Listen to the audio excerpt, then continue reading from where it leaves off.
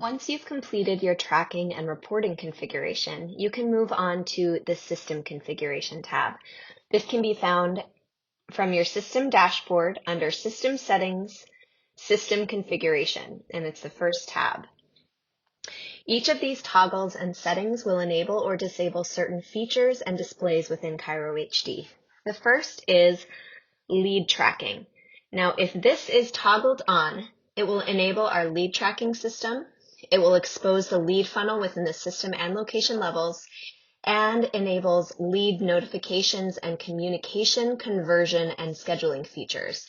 We're going to cover this feature in another video, but just to give you a little insight, first of all, it'll expose this button here at the top of the screen, and this will open up your lead funnel so that you can just see a bird's eye view. You'll also have the leads tab in the system level. Again, I don't have any leads in here right now. We'll go over that in a different video. And then it will also expose this button here, which brings up the lead funnel within the individual location. Next, let's talk about org controls referrals.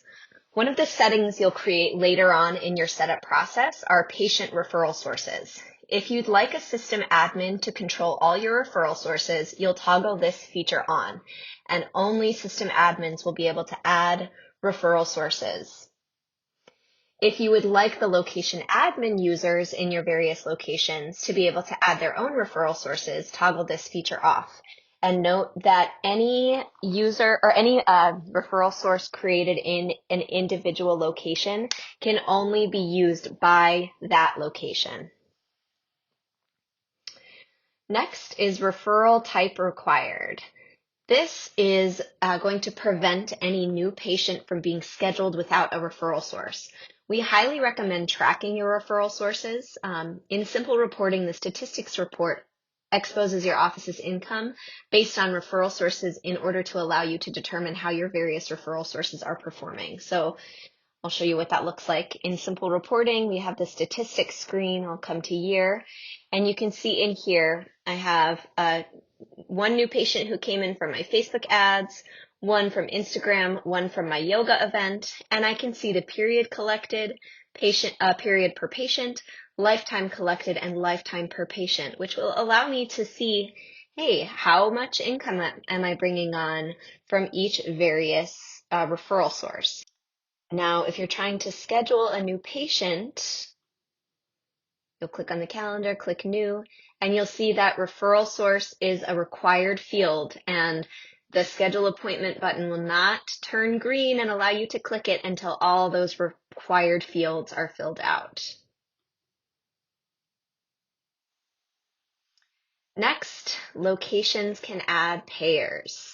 ChiroHD facilitates insurance billing and requires that all third-party payers are added by the office staff or by a billing company. ChiroHD is not responsible to enter third-party payers for offices. This setting allows location admins and location users with insurance permissions to add third-party payers to their insurance settings within the location. If this setting is toggled off, only a system admin with insurance permissions can add third-party payers for the entire network. So at the system level, it's here under insurance and then insurance third-party payers. And this is where you would add the third-party payer. And in the location, it is under the insurance dashboard. So if I click on insurance within the location and then settings, payers, this is where I would add location payers. Now, please note that third-party payers added by a location admin or a location user with insurance permissions, of course, within a location will only be available for the location that added them. No location payers are going to be shared across locations, whereas system payers are going to be shared across every clinic in a network. All right, next, moderate location services. That's right here. This feature, when toggled on, requires a system admin to approve any new services added within a location. So when this is toggled on, any services submitted for approval by a location admin or user will appear at the top of the Cairo HD system dashboard for approval. So you can see I submitted a request. Oops, this one is service. So I submitted a request. It's going to appear right here at the top. I'm going to look at pending requests, and I can see, if I click on it, I can see, okay, this user is submitting a request to add this service to their location. It's called Location Service for Approval. The default price is $10. It is not taxable. And I'm going to deny that because I don't think that they need to have that service in their location. And then same with inventory. So the next one is moderate location inventory.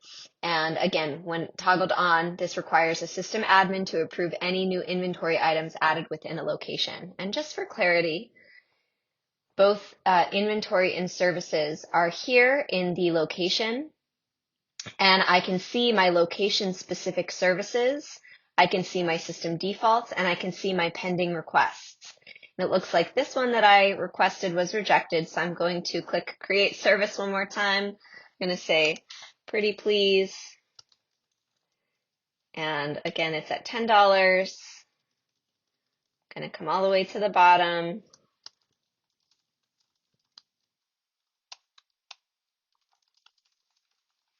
And submit it. And again, I'm going to go back to the system dashboard. I can see another request came through. They said, pretty please. I'm going to say, okay, fine. I'll approve it this time. And now when I come to the location specific services in the location, it's going to show here. So that service will be available in this location, but not in other locations. Same with inventory. If I click on my inventory, these are the inventory items that I have. I have no location specific, and then this is the pending request that I have. So if I come back to the system level, click on the pending requests, and again, I'm just going to go ahead and deny that so that I don't have a bunch of fake inventory items. And you'll notice that if there are no requests, they will just disappear from up here. Now, this setting down here, service moderation message and inventory moderation message, this is the message that will display when when a location user or admin is requesting a location-specific service or inventory item. Next, show metrics on system screen. This allows system admins to hide or expose the metrics dashboard at the top of the system dashboard, and that is this. You can also show widgets, which give just a little more information. It's kind of hard to see when there's no information in this clinic.